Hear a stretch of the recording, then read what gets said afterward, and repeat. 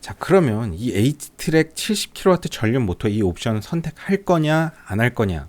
안녕하세요, 닥신TV 신재욱이고요. 사회적 거리두기 실천하면서 방구석에서 신차 리뷰하고 있는 사회적 거리두기 방구석 신차 리뷰 전문가고요. 저는 자동차 리뷰 전문가는 아닙니다.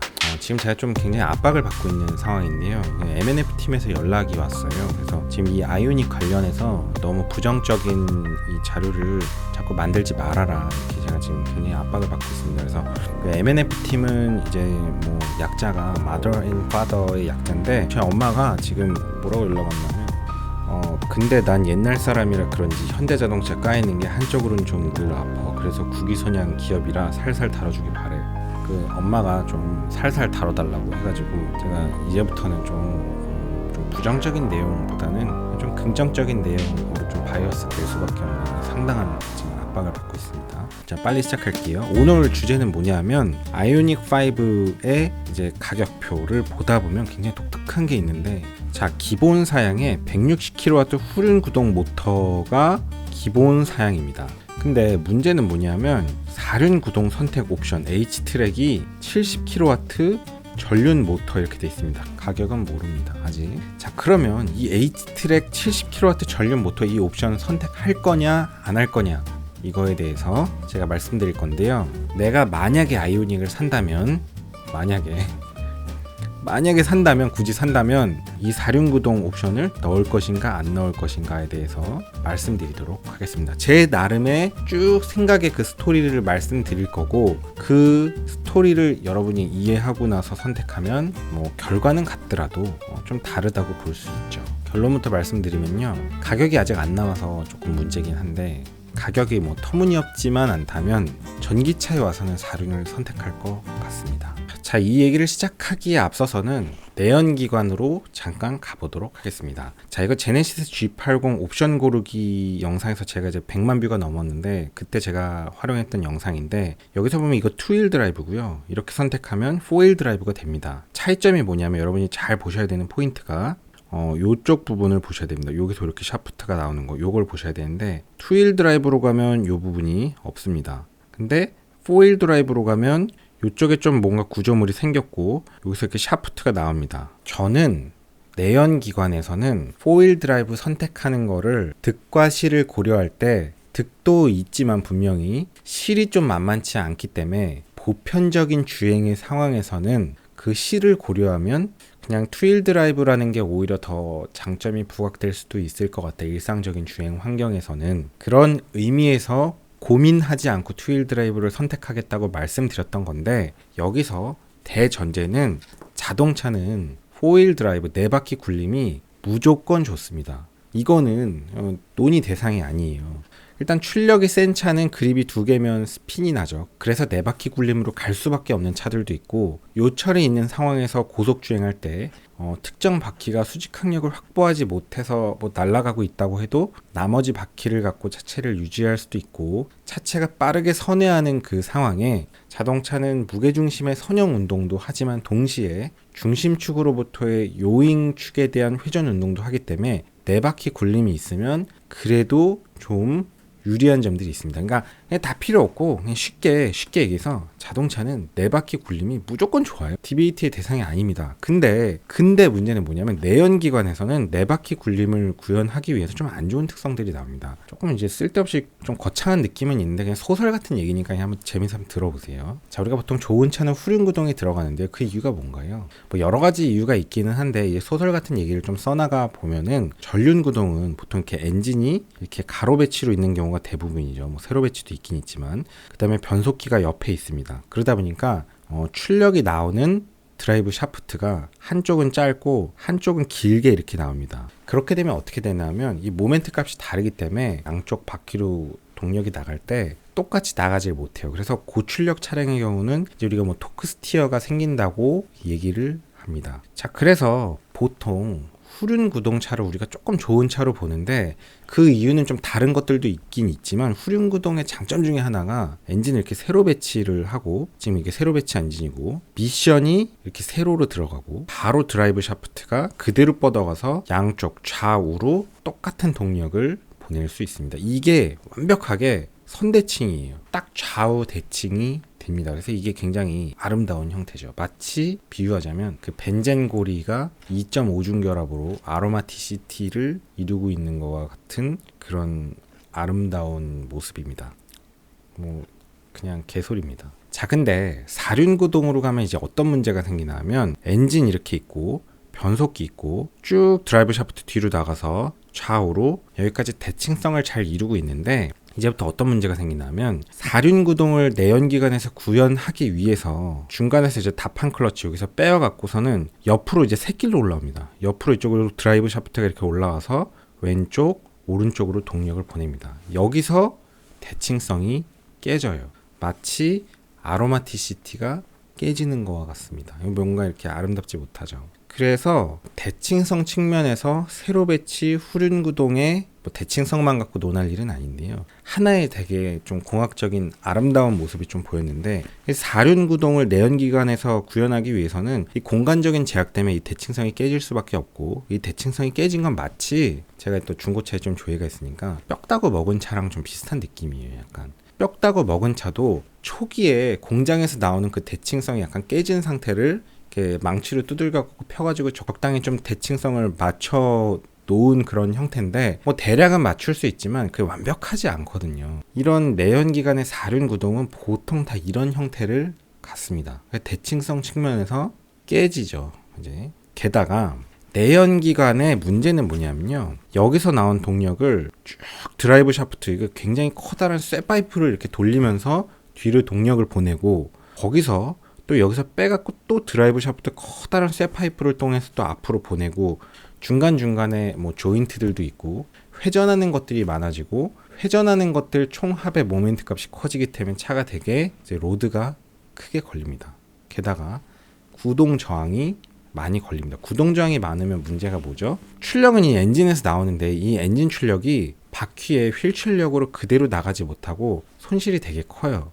제가 뭐 맨날 이런 걸 본 사람이 아니니까 모르지만 대략 뭐 이제 국산차들 기준으로 구동 저항이 한 20% 정도 될 겁니다. 그러니까 내연기관 자체 효율도 뭐 사실 문제인데, 사실 효율 되게 낮거든요. 효율이 되게 낮은데 그렇게 낮은 효율에서 나온 또 출력을, 동력 자체를 직접 이렇게 쇠파이프로 보내고 쇠파이프로 가져오고 하니까 여기서 또 한 20% 깎아먹는 거예요. 그래서 사실 막 연비 막 1%, 2%, 3% 높이려고 그 많은 난리를 치고 있는 마당에 구동 저항으로 한 20% 날려먹는다? 이거 되게 큰 문제입니다. 그런데 전기차로 가면 이런 짓을 할 필요가 없어요. 이런 구동 저항이 막 쏟아지는 일들을 할 필요가 없습니다. 그냥 모터가 바로 바퀴 앞에 직결이 됩니다. 구동 저항이 없어요. 그게 사실 어떻게 보면 전기차가 친환경인 거에 굉장히 큰 주제 중에 하나입니다.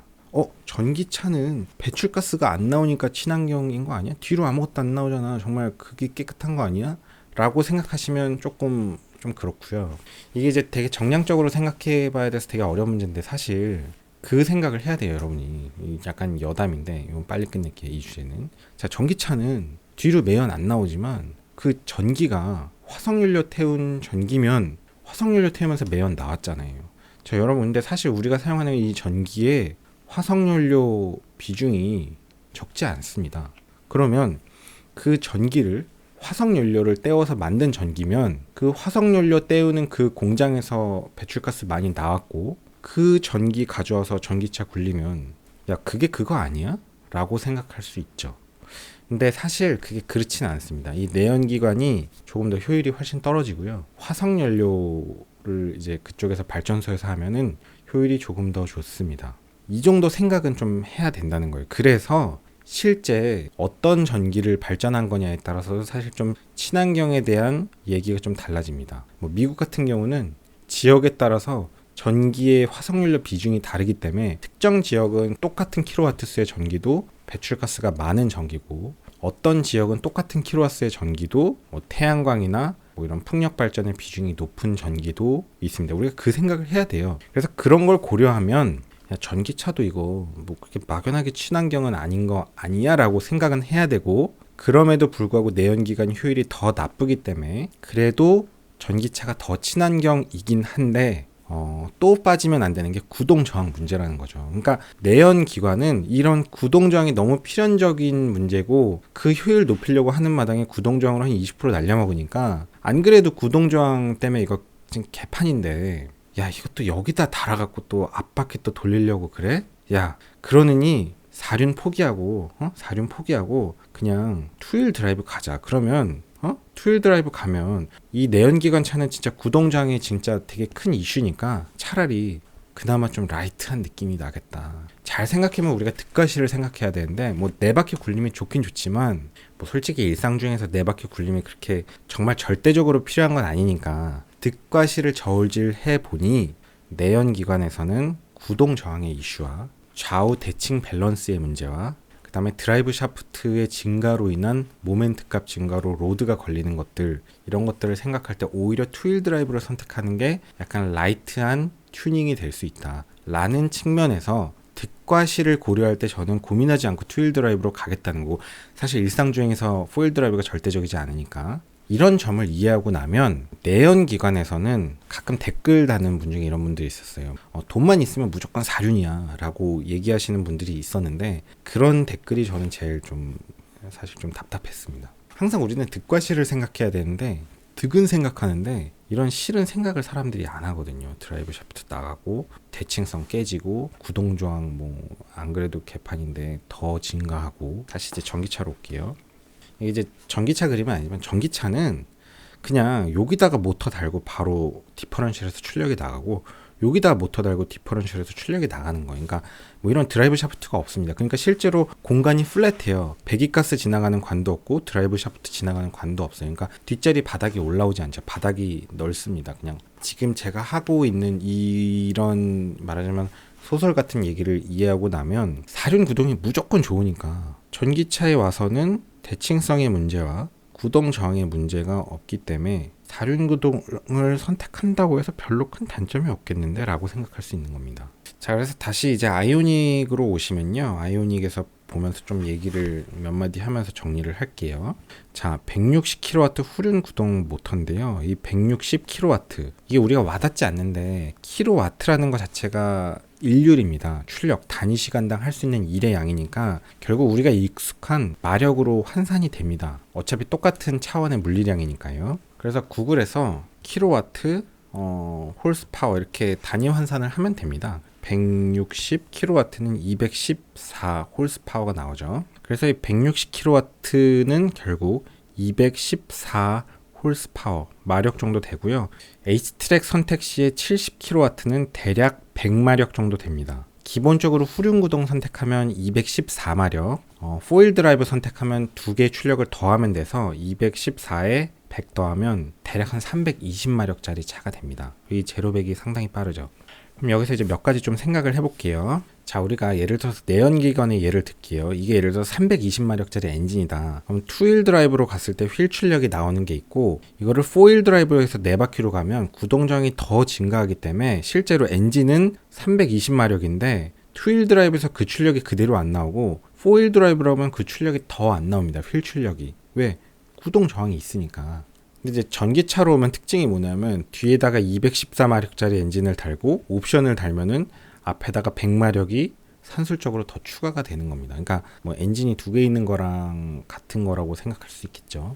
그래서 이제 생각을 좀 해야 되는데, 사실 이게 214마력이면요, 이 제로백이 대략 한 7초대로 알고 있거든요. 7.4초인가 뭐 그래요. 근데 이 7.4초면 사실 확실하지 않은데 대략 이 정도 되는데, 이거면 사실 되게 빠른 건데 7.4초면 그래도 좀 아쉽지 않냐 라고 생각할 수 있는데, 제가 볼 땐 그렇지는 않습니다. 이게 제가 이제 정확하게 뭐 정확한 데이터를 본 건 아닌데, 내연기관의 제로백이랑 전기차의 제로백이랑 좀 다른데, 전기차는 초반에 굉장히 강력한 토크가 나오고, 그러니까 반대로 내연기관은 초반에 굉장히 저RPM에서 비실비실 되면서 제로백에서 많은 시간을 날려먹기 때문에 전기차는 초반이 굉장히 빠르게 가속이 되고, 사실 총 출력이 그렇게 세지 못하기 때문에 후반에 되게 좀 비실비실 되는데, 결국 제로백은 7.4초지만 실제로는 전기차 7.4초가 내연기관 뭐 6초 때보다 훨씬 더 체감하는 느낌은 더 시원시원할 수도 있습니다.